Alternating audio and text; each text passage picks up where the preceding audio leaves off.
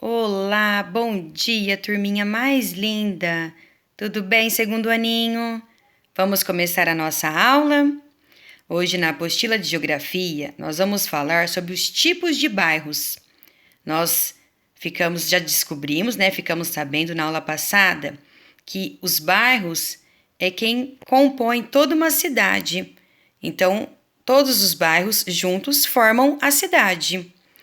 Casas, edifícios residenciais e comerciais, lojas, supermercados, igrejas, praças, parques, veículos e principalmente as pessoas que formam a comunidade daquele local são os principais elementos da paisagem de um bairro. Cada bairro é formado por elementos diferenciados e assim caracterizam aquele bairro, aquele local. Então, mas só que existem diferentes tipos de bairros. Então, nós vamos saber um pouquinho mais sobre essas diferenças, o que tem em cada tipo de bairro. O primeiro é o bairro residencial. São bairros onde casas e edifícios residenciais são predominantes, onde moram as famílias. Geralmente, neste tipo de bairro, tem pouco comércio. Tem pouco mercado, açougue, padaria, é o mínimo. Ali prevalece famílias morando. Os bairros residenciais costumam ser tranquilos e com pouco movimento, tanto de pessoas como de carros. E na maioria das vezes são bairros limpos, com bastante árvores, natureza, pracinha, pouca poluição. Então aqui são os bairros residenciais. Agora nós vamos conhecer os bairros comerciais. Nos bairros comerciais prevalecem os shoppings, os supermercados, papelarias, bancos, lojas para a venda de produtos e alguns imóveis para moradia. Por terem muitos edifícios, muito comércio, esse bairro atrai um grande número de pessoas e de veículos. É um bairro bem movimentado e assim é um lugar muito barulhento e com bastante poluição, porque tem muitas pessoas, é muito procurado. Agora nós vamos conhecer os bairros industriais.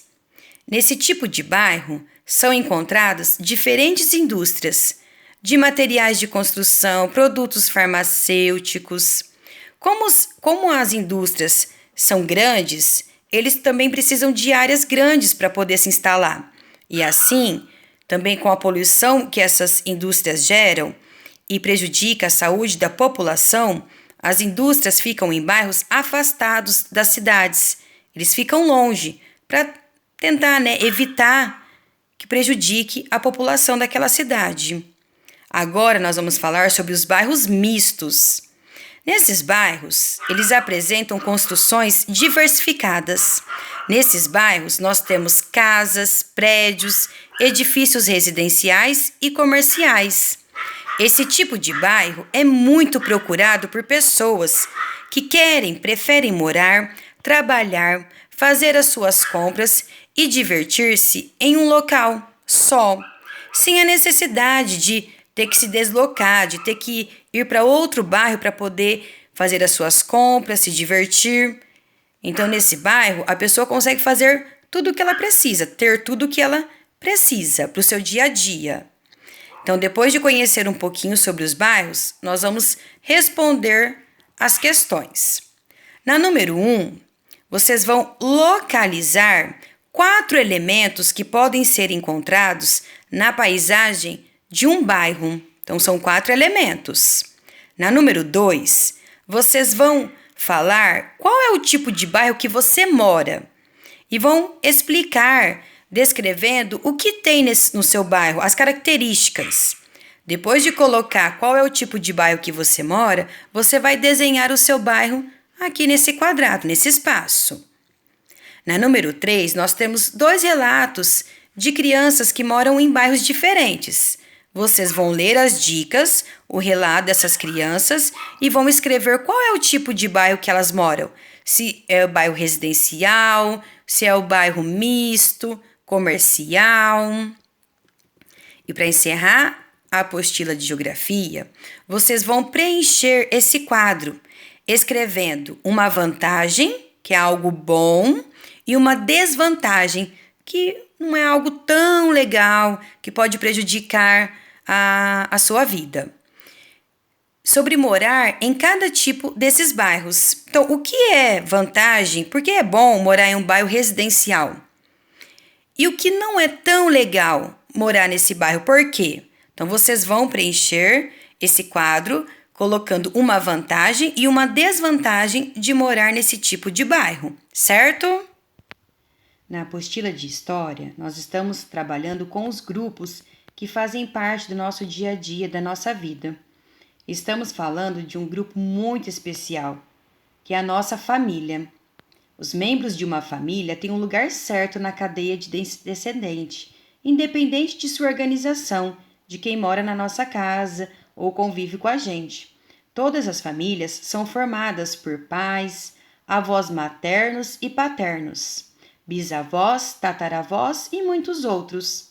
Para se ter uma visão melhor das pessoas que participam ou participaram de uma formação familiar, foi criada a árvore genealógica. Ela é organizada cronologicamente, dos mais novos para os mais velhos. Olha só a árvore genealógica da Tina. Então, ela começa dos mais novos para os mais velhos. Na parte de baixo, nós temos a Tina e a irmã dela. Depois vem os pais das garotas e em cima vem os pais dos pais, que são os avós. Então, essa é a árvore genealógica da Tina. E para que a gente conviva em família, com respeito, com os nossos amigos, com os nossos professores, nós podemos utilizar e usar de palavras para o nosso convívio, com muito respeito e colaboração. Então, aqui a gente tem algumas palavrinhas mágicas. Assim, a gente vive em harmonia. Bom dia, boa tarde, boa noite. A senhora quer ajuda? Está servida? Com licença. Obrigada. Não há de quê. Desculpe. Por favor. Utilizando essas palavrinhas, vocês podem ter certeza que a gente vive bem, unidos e cuidando uns dos outros. E como atividade da apostila de história, vocês vão montar, parecido com esse cartão aqui, a sua árvore genealógica. Então, vamos lá. Peça a ajuda dos seus familiares para saber quem são os seus antepassados. Cole foto nos espaços adequados e escreva um pequeno relato desse momento. O que aconteceu ali, quem estava na foto. Pegue os cartonados no final do seu caderno e monte.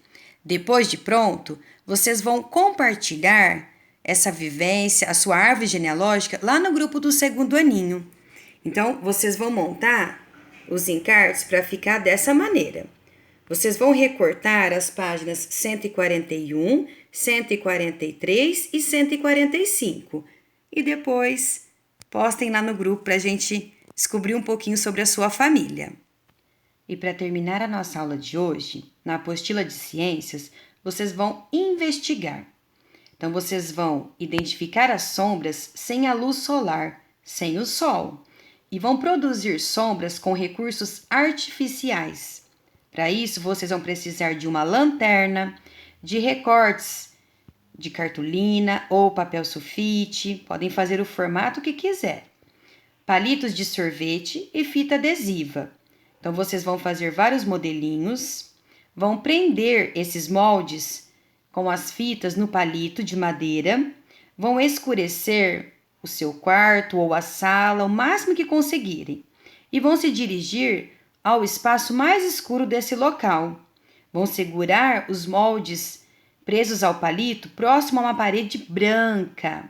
Vão acender a lanterna e direcionar o facho de luz para os palitos e vão observar o que acontece. Então, sigam certinho os procedimentos para que vocês consigam realizar essa investigação.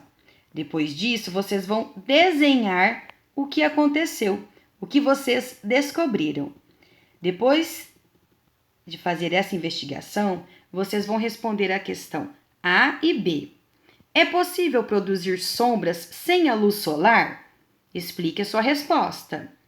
Você conhece outras maneiras de se produzir sombras? Explique sua resposta. Vocês podem fazer uma pesquisa. Então, aqui a gente está conhecendo as sombras, como a gente consegue realizar sombras. A nossa aula se encerra aqui. Um bom final de semana para vocês. Um beijo. Fiquem com Deus.